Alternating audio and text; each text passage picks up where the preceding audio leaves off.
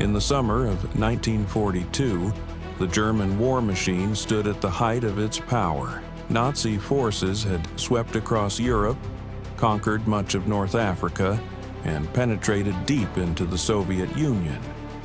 But ahead lay a city that would become the graveyard of Hitler's ambitions, a city that would witness one of the most brutal and decisive battles in human history.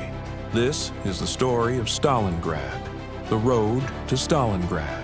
By July 1942, Operation Barbarossa had been raging for over a year. The initial German assault had achieved stunning victories. Millions of Soviet soldiers captured, vast territories occupied, and major cities like Kiev, Minsk, and Leningrad under siege or fallen. But Moscow had held, and the Wehrmacht had suffered its first major setback during the brutal winter of 1941 to 1942. Adolf Hitler, however, was far from finished. In April 1942, he issued Führer Directive Number 41, which outlined Fall Blau, Operation Blue, Germany's summer offensive aimed at capturing the oil fields of the Caucasus and the strategically vital city of Stalingrad. The plan was ambitious. Army Group South would split into two massive formations. Army Group A would drive toward the oil-rich Caucasus, while Army Group B would advance toward the Volga River and capture the city that bore the name of Hitler's greatest enemy, Joseph Stalin. The German forces assembled for this operation were formidable. Army Group B, commanded by Field Marshal Maximilian von Weichs, included the 6th Army under General Friedrich Paulus, the 4th Panzer Army under Colonel General Hermann Hoth, and the 3rd and 4th Romanian armies. The 6th Army alone numbered over 270,000 men, supported by more than 500 tanks and 7,000 artillery pieces. Additional support came from the 8th Italian Army and the 2nd Hungarian Army, bringing the total Axis force to nearly 1 million soldiers. The offensive began on June 28, 1942, and initially proceeded according to plan. German forces advanced rapidly across the steppe, capturing Voronezh and pushing Soviet forces into retreat. By August, German reconnaissance units could see the suburbs of Stalingrad in the distance. The Volga, the lifeline of the Soviet Union, was within reach. But Stalin had not been idle. As early as July, he had begun reinforcing the Stalingrad front under the command of Marshal Andrei Yeryomenko. The dictator issued his famous order number, 227, not one step back, which forbade unauthorized retreat and established penal battalions for those who showed cowardice. The message was clear. Stalingrad would be held at any cost, the city by the Volga. Stalingrad in 1942 was a major industrial center stretching nearly 40 kilometers along the western bank of the Volga River. The city was home to over 400,000 civilians and contained vital war factories, including the massive tractor factory, the Red October Steel Works, and the Barakati Gun Factory. These industrial complexes would soon become household names, synonymous with some of the most ferocious fighting of the war. The city's layout would prove crucial to the coming battle. Built on a series of hills and ravines, Stalingrad was divided into three main sectors: the northern industrial district, the central city area, and the southern suburbs. The Volga River provided a natural barrier to the east, but it also served as a lifeline for Soviet supplies and reinforcements. Controlling the river crossings would become a matter of life and death for both sides. As German forces approached in late August, the city's fate hung in the balance. Stalin had appointed General Vasily Chuikov to command the 62nd Army, the primary force defending the city. Chuikov was a veteran of the Russian Civil War and the war with Finland, a tough, uncompromising commander who understood urban warfare. His orders were simple: hold Stalingrad or die trying. the battle begins. On August 23, 1942, the German Sixth Army reached the outskirts of Stalingrad.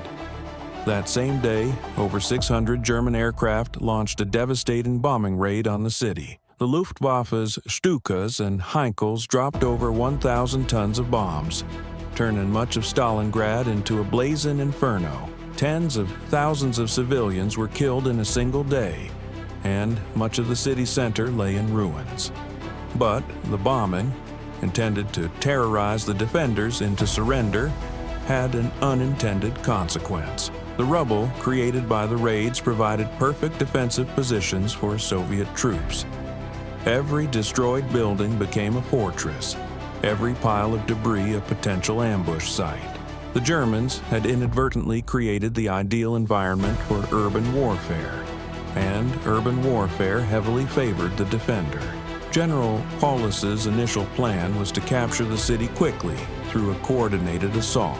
The 14th Panzer Corps would attack from the north, while the 8th Army Corps struck from the south. The plan seemed sound on paper, but it underestimated both the determination of the Soviet defenders and the nightmarish complexity of urban combat. The first German troops entered the city on September 13, 1942. What followed was unlike anything the Wehrmacht had previously experienced. In the open steppes of Ukraine and the forests of Western Russia, German tactical superiority, combined arms coordination, and air support had proven decisive. But in Stalingrad's ruins, these advantages largely disappeared. Soviet defenders, many of them workers from the city's factories who had taken up arms, fought from cellars, sewers, and bombed-out buildings. They used the rubble to create killing fields, turning every street corner into a potential death trap. German soldiers, trained for rapid maneuver warfare, found themselves engaged in a grinding war of attrition where progress was measured not in kilometers, but in city blocks, sometimes in individual rooms. The meat grinder. As September wore on, the battle intensified. German forces captured the central railway station, a vital transportation hub, but the Soviets retook it the next day. The station would change hands 15 times during the battle, with both sides suffering horrific casualties for what was essentially a pile of rubble. The fighting was incredibly personal and brutal. In the ruins of Stalingrad, the war became a series of individual duels between small groups of soldiers. Snipers hunted their prey from destroyed buildings, while assault teams cleared rooms with grenades and submachine guns. Hand-to-hand combat was common, with soldiers fighting with knives, entrenching tools, and even their bare hands. One German officer described the horror.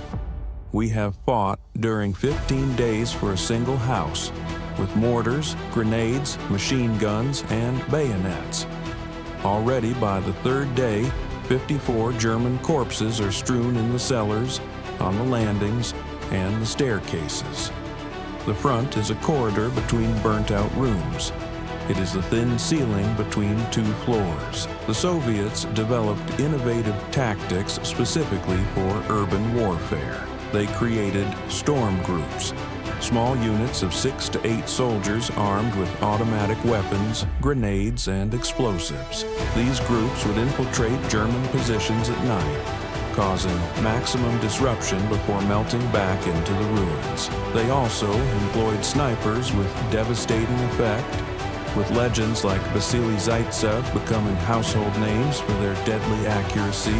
Meanwhile, General Chuikov established his command post in a bunker carved into the steep bank of the Volga, just meters from the river's edge.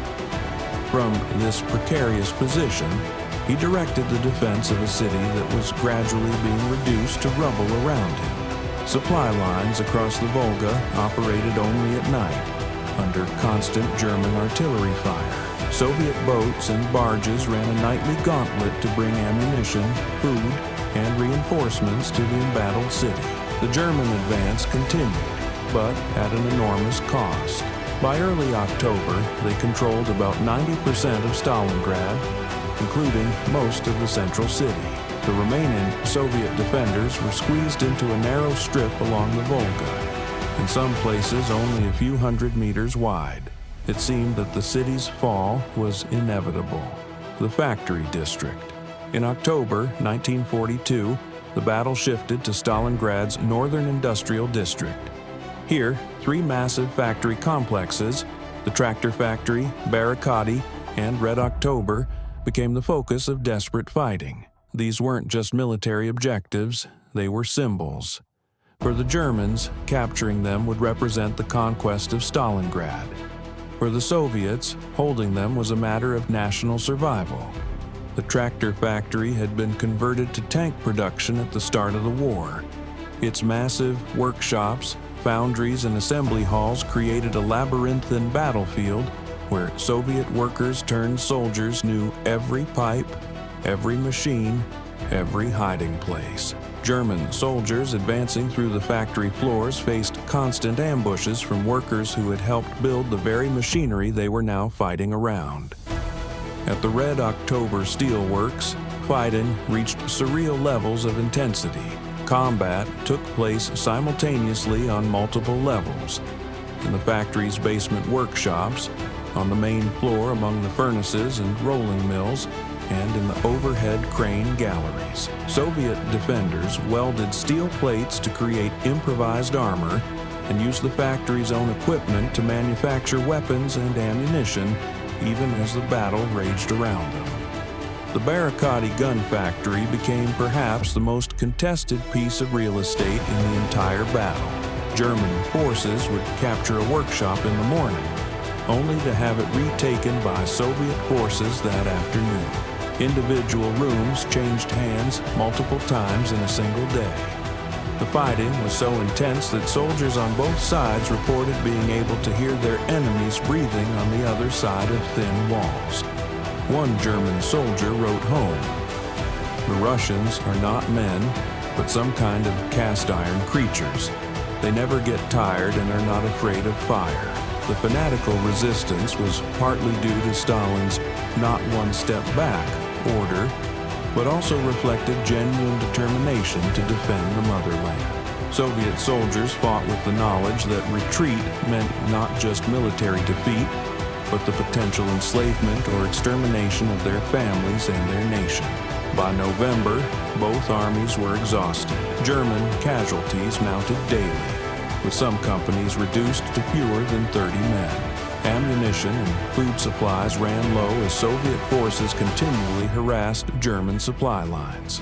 The mighty Wehrmacht, which had conquered most of Europe in a matter of months, had been ground down by 5 months of urban combat. But, unknown to the Germans, Soviet forces were preparing something unprecedented.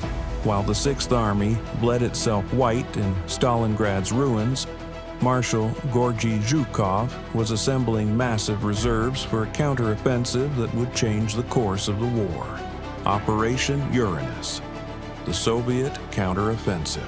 Throughout the autumn of 1942, as German forces struggled to capture the final districts of Stalingrad, Soviet planners were working on an ambitious plan. Operation Uranus, conceived by Marshal Zhukov and the Soviet General Staff, aimed to encircle the entire German Sixth Army by attacking the weaker Romanian and Italian forces protecting the German flanks. The plan was audacious in its scope.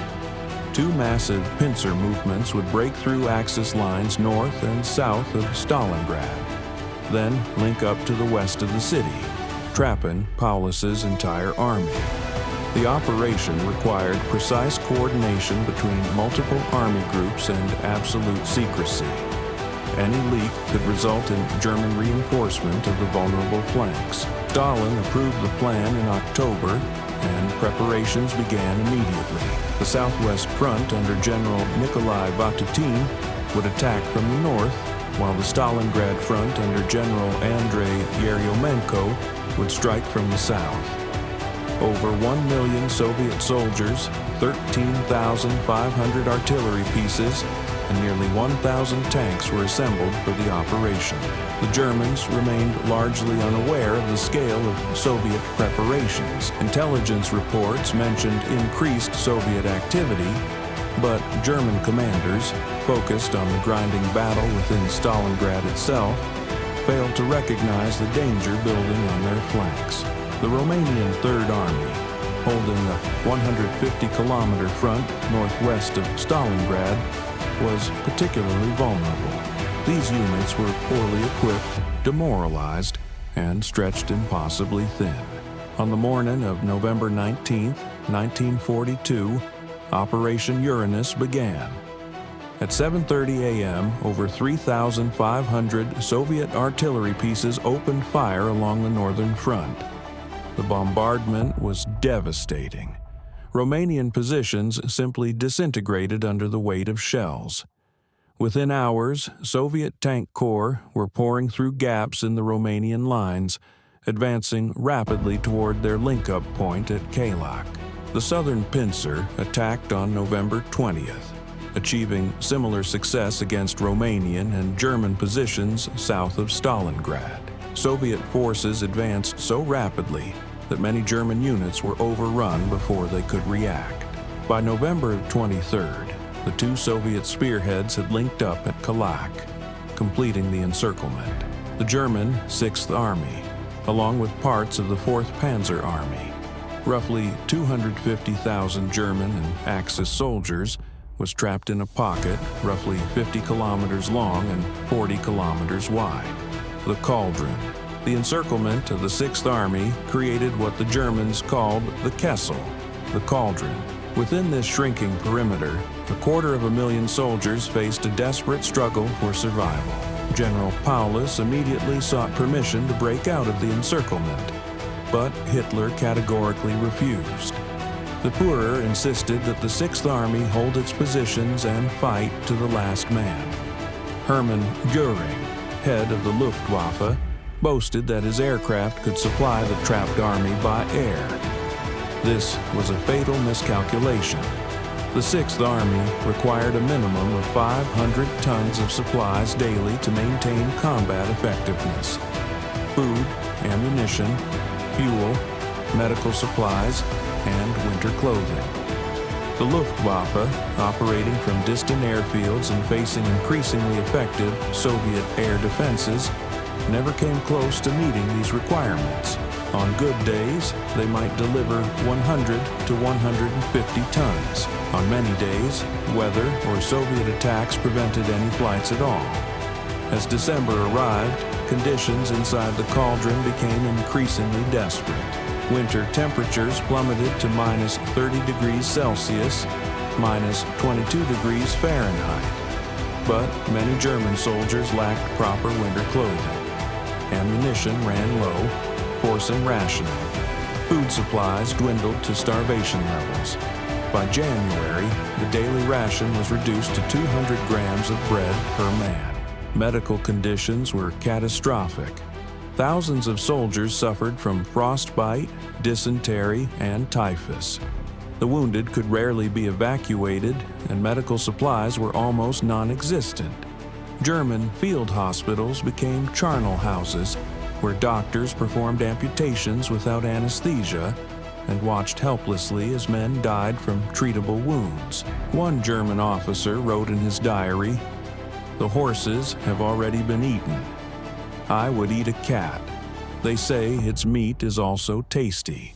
The soldiers look like corpses or lunatics looking for something to put in their mouths. They no longer take cover from Russian shells. They haven't the strength to walk, run away, and hide. Operation Winter Storm. As the situation inside the Cauldron deteriorated, Hitler finally authorized a relief effort. Operation Winter Storm, launched on December 12, 1942, was led by General Hermann Haupt's 4th Panzer Army, reinforced with units transferred from other sectors. The plan was to punch through Soviet lines and establish a corridor to the trapped Sixth Army.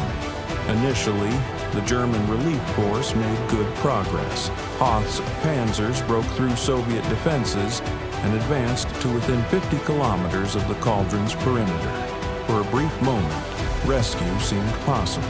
General Paulus was ordered to launch Operation Thunderclap, a breakout attempt to link up with Hoth's forces. But Paulus hesitated.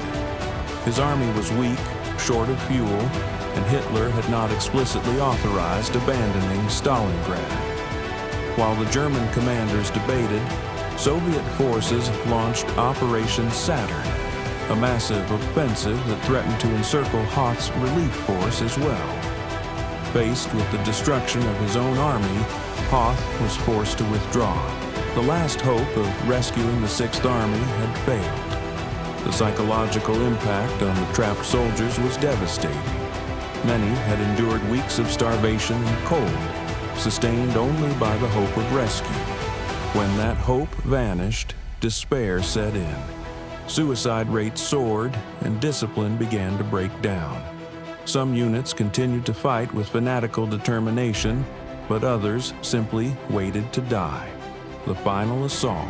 By January 1943, the German position had become hopeless. The cauldron had shrunk to an area roughly 25 kilometers long and 15 kilometers wide. Ammunition was critically short. Artillery units had only a few shells per day. The Luftwaffe could barely maintain a trickle of supplies, and many transport aircraft were shot down by increasingly effective Soviet air defenses.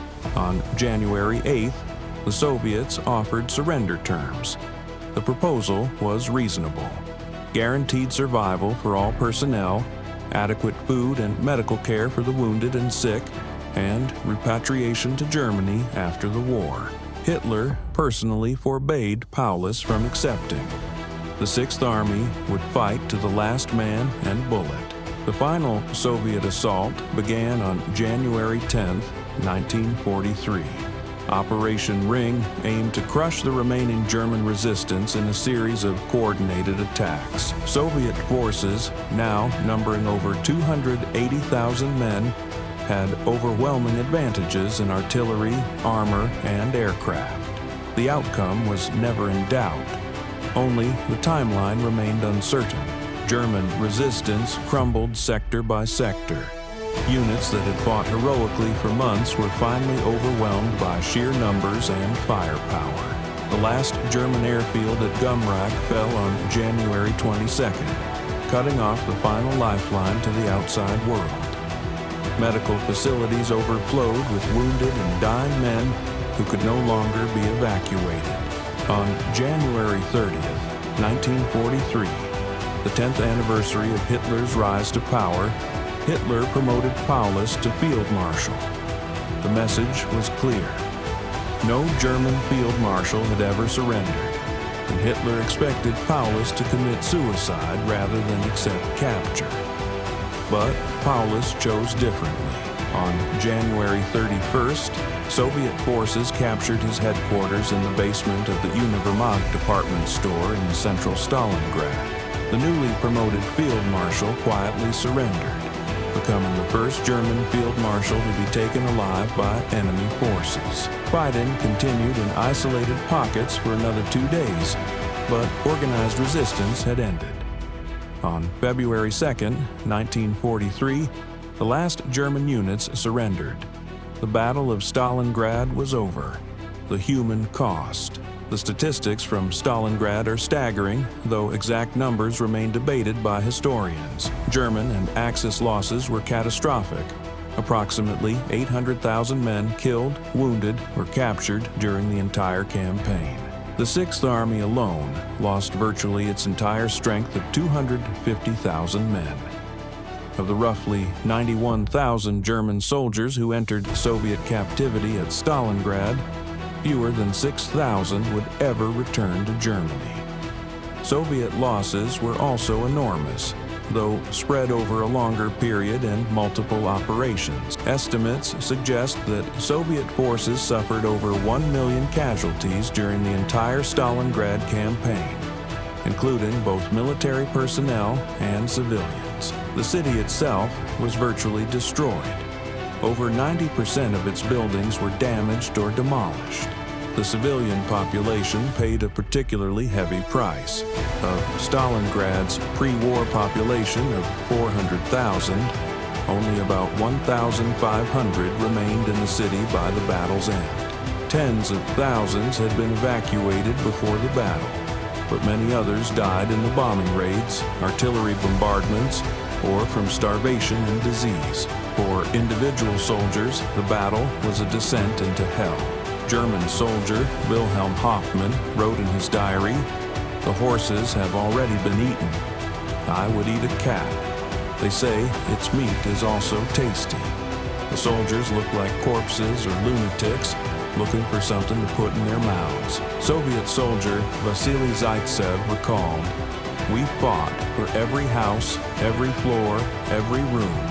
The smell of death was everywhere." The psychological toll was immense on both sides. Soldiers spoke of the battle as a unique form of horror, different from anything else they had experienced in the war. The combination of urban warfare, extreme weather, starvation, and constant death created conditions that pushed human endurance to its absolute limits. The turning point. Stalingrad marked the beginning of the end for Nazi Germany. The destruction of the Sixth Army eliminated one of Germany's finest formations and created a gap in German lines that could never be properly filled. More importantly, it shattered the myth of German invincibility and proved that the Wehrmacht could be decisively defeated. The strategic implications were enormous. Germany lost the initiative on the Eastern Front and would spend the remainder of the war in retreat.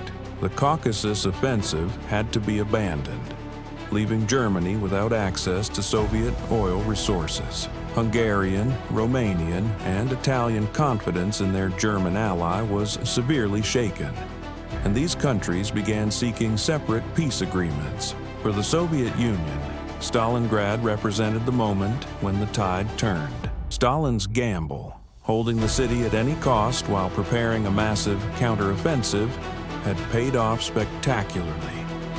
The Red Army had proven it could not only defend, but also conduct large-scale offensive operations. Soviet morale soared, while German confidence plummeted. International reactions were equally significant. The victory at Stalingrad convinced Britain and the United States that the Soviet Union could survive and ultimately prevail in the Eastern Front. This influenced Allied strategy, including the decision to open the Second Front in Europe and the agreements reached at the Tehran Conference in late 1943. Aftermath and legacy. In the immediate aftermath of Stalingrad, both sides struggled to comprehend the magnitude of what had occurred. For Germany, it was a disaster of unprecedented proportions. Hitler declared 3 days of national mourning, but the true impact went far beyond ceremonial grief. The German army had lost irreplaceable veteran units, experienced officers, and specialized equipment that could not be quickly replaced. The propaganda war was equally significant. German propaganda minister Joseph Goebbels attempted to spin Stalingrad as a heroic last stand.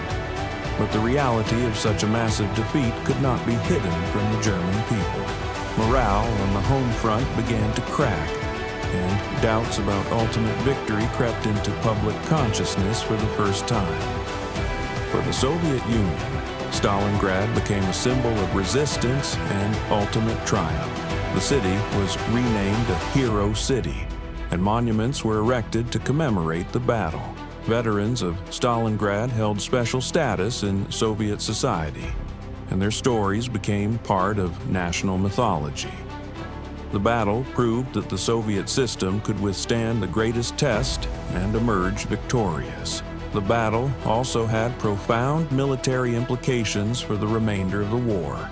The tactics developed during urban fighting at Stalingrad, storm groups, sniper warfare, close quarters combat, would be refined and used in subsequent battles. Both armies learned valuable lessons about urban warfare that would influence military doctrine for decades. Soviet generals who distinguished themselves at Stalingrad, including Zhukov, Rokossovsky, and Chuikov, would go on to lead the Red Army's advance to Berlin.